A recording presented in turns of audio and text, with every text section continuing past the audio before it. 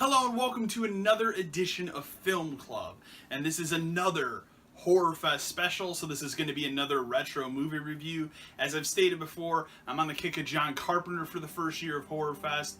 I've been rewatching a lot of his movies. Most of them I've seen, some of them I haven't seen. This is another one I saw probably about 10 years ago. It was briefly streamable on Netflix at one point, and then they took it off. This is an interesting one because from my calculations and everything I've researched, they've never re-released this film on Blu-ray. It's only ever been out, at least in America, it's only ever been out on DVD over here. So this was a little bit harder for me to track down a good quality copy of this movie to watch. And I did. It's not my favorite John Carpenter movie, but I think it has some interesting elements. This movie is called Prince of Darkness. John Carpenter made 3 flicks that he refers to as his Apocalypse trilogy. There's The Thing from 1982, there's Prince of Darkness from 1987, which we're reviewing right now, and finally, and another one that I recommend you go watch the review of on my channel, 1995's In the Mouth of Madness. That's the only part of the trilogy that ties these together. There is no other element that ties these movies together. He just calls it an Apocalypse trilogy because they're all about apocalyptic themes. This one is interesting. However, my problem with Prince of Darkness is it takes too long to get going, and that's the main problem with this movie. If you sit down and you watch 1982's The Thing or you watch 1995's In the Mouth of Madness, those movies get going like this. Like, it's fast. This film takes a little bit more time to get going, and that's my first problem with it. When it finally gets going, the second half of the movie is pretty good and pretty riveting, and it's definitely worth a watch for that. Basically, what the plot of this movie boils down to is that there is a deserted church that in the basement of it, it houses basically the life essence of Satan. And it's like this green goo or whatever that's in a bottle. And what's happened is these theoretic students and theoretic, physics professors and all that have figured out mathematical equations to the idea of the evil of Satan, which is weird as hell. So we'll quickly jump back to the beginning of this movie. One of the theoretic physics students, who literally looks like a 40-year-old man, so I found that part of the movie absurd, he meets up with some of these other team members that are going to be going to this church to do this whole mission thing, and he starts, having an interest in one of the chicks, which, that makes sense, and this is important to know for the end of this story. So, they sleep together and there's all that kind of stuff, whatever. And so they are commissioned to go and do some research on this thing, and in the process of that, what happens is this vial this goo stuff leaks out and it starts possessing a couple people, and it gets a little bit weirder after that point. But the first, I'd say, 45 minutes of this movie are just kind of dicking around. And the movie doesn't really get going until a couple pivotal characters in the story all share the same apocalyptic dream.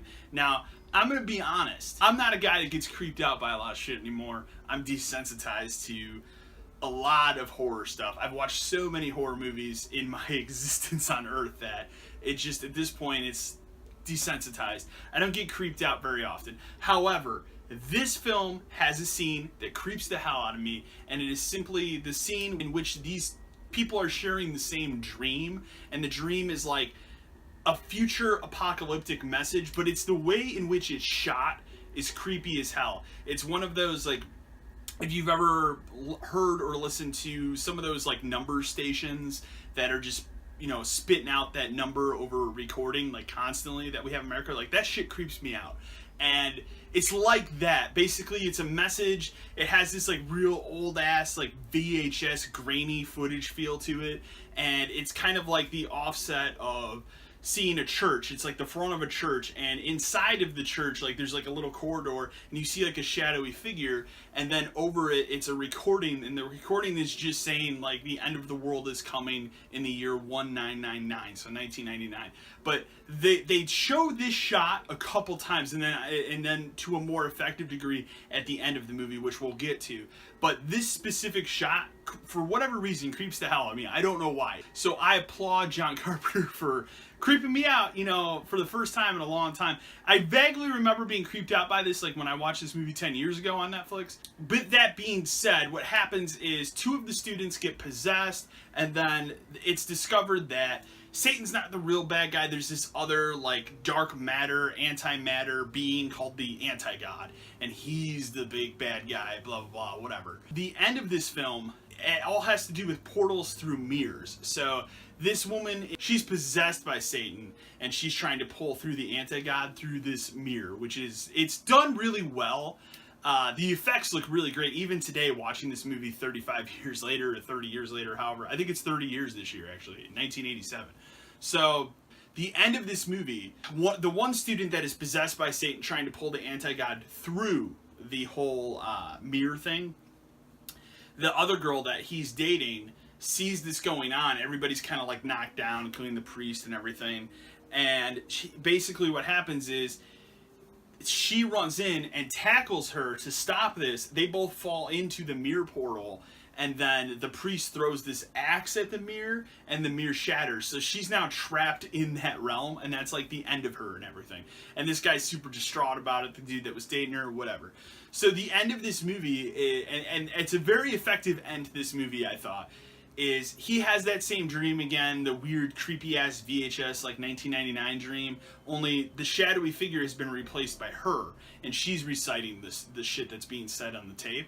And then he wakes up and he looks over, and like her disfigured body is in his bed, and then he screams and he wakes up again. So it's like a double dream.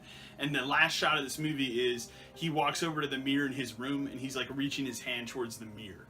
And I thought that was a very effective end to this movie. So honestly, like, again, I'm giving this one thumb up because there's things about it I really like. That creepy VHS footage thing is really cool and really creepy and well done even 30 years later. And that alone, I think, is worth a watch. I think it's worth watching at least once. It's not John Carpenter's best movie by any means necessary. I think he has so many better flicks. You know, you think of stuff like Halloween, you think of The Thing, you think of Escape from New York. You know, there's so many better movies he's made. This is one of his lesser known works and lesser cared about works. The last thing I'll say about this movie too is, once again, he kills it with his original music in the movie. It all sounds really good, and it fits the mood and tempo of the movie perfectly. So again, one thumb up for Prince of Darkness. I think it's okay. It's definitely worth your time to watch at least once.